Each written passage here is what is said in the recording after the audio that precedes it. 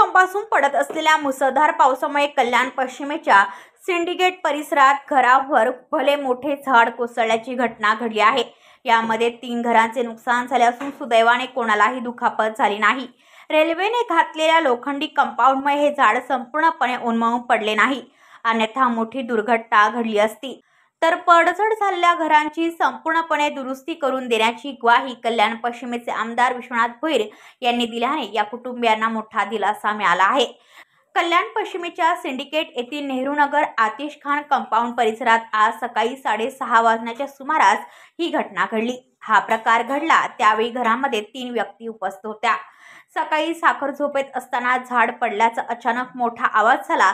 Railway track शेजारी असलेले हे भले मोठे झाड रेल्वेच्या लोखंडी कंपाऊंड पलीकडे असलेल्या या घरांवर कोसळले। तर या घटनेबाबत केडीएमचे अग्निशमन दलाला पाचारण केले असता अग्निशमन दलाचे जवान लगेचच घटनास्थळी दाखल झाले।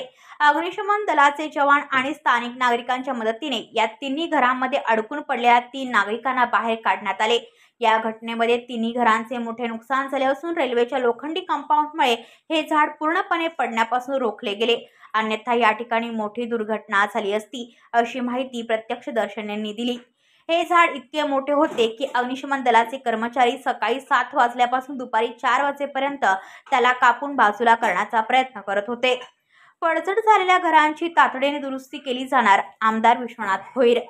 दरम्यान या घटनेची माहिती स्थानिक लोकप्रतिनिधी गणेश जाधव यांनी आमदार विश्वनाथ भोईर यांना कळवली। त्यावर आमदार भोईर यांनीही तातडीने घटनास्थळी धाव घेत अग्निशमन दलाकडून केल्या जाणाऱ्या बचाव कार्याची पाहणी केली। तसेच हे झाड ज्या कुटुंबियांच्या घरावर पडले होते त्या कुटुंबियांशी संवाद साधला।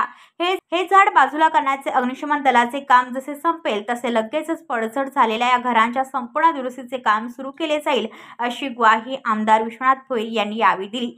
तसेच या घरांचे काम पूर्ण होईपर्यंत त्यातील कुटुंबियांच्या राहण्या आणि खाण्याची पुढील 2 ते 3 दिवसांची सुविधाही आमदार भोईर यांच्याकडून उपलब्ध करून देण्यात आली आहे। आमदार विश्वनाथ भोईर यांच्या या संवेदनशीलतेबद्दल स्थानिक रहिवाशांनी त्यांचे आभार मानले आहेत।